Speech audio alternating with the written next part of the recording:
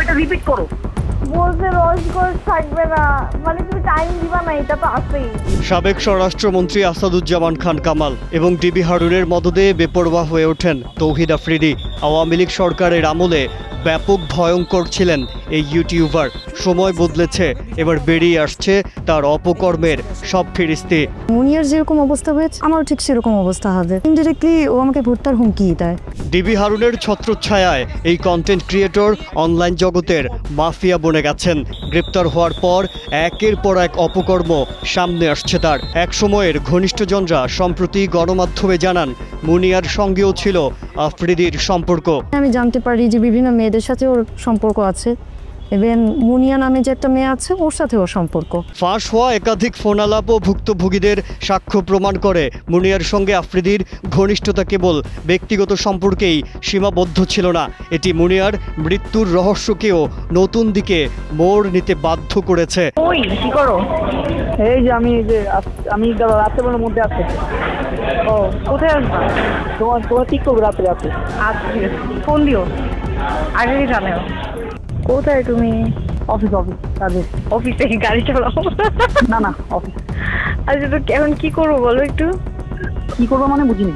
মানে আজকে দেখা করবেন আমার সাথে একটু? রাত্রে দেখো। আচ্ছা না আমি মানে মাত্র ইন্টারকন্টিনেন্টাল থেকে বেরোচ্ছি। হ্যাঁ আমার কথা হচ্ছে আমি আসতে পারবো, কোনো সমস্যা নেই, কিন্তু আমি একটু ড্রাঙ্ক। প্রবলেম হবে না, সমস্যা কি? আচ্ছা ওই কথা বলতে পারো না? ওইটা মাইকাবা। হ্যাঁ বুঝি নাই। মাইকাবা গাদা কেন? গাদা কেন? তুমি এত ন্যাচারাল ভাবে কথা বলতে পারতা? হ্যাঁ আমি ন্যাচারালি কথা বলি। হ্যাঁ কি করো? আচ্ছা যাক একটু 1%। হ্যাঁ এটা আমি একটু জানালাম। আর এই আমি তুমি নাম প্রকাশে অনিচ্ছুক এক নারী জানান, দীর্ঘদিন সম্পর্কে থাকার পর আফ্রিদি হঠাৎ করেই তাকে ছুঁড়ে ফেলে দেয়। পরে তাকে ডিবি অফিসে ডেকে গায়েব করে দেওয়ার হুমকি দেয়া হয়।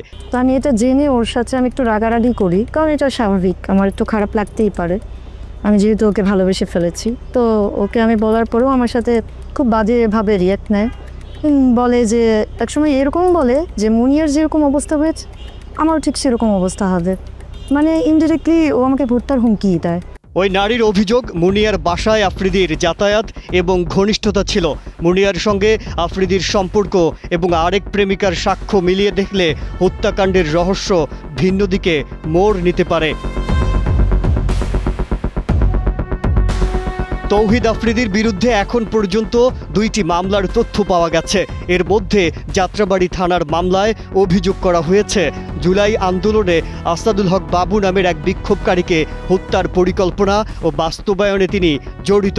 আরেকটি মামলা হয়েছে বাড্ডা থানায়। এজাহারে উল্লেখ করা হয় 2024 সালের 20 জুলাই মধ্য বাড্ডা ফ্লাইওভারের নিচে অবৈধ অস্ত্র দিয়ে আন্দোলনকারীদের উপর এলোপাতাড়ি গুলি চালায় আফ্রিদি।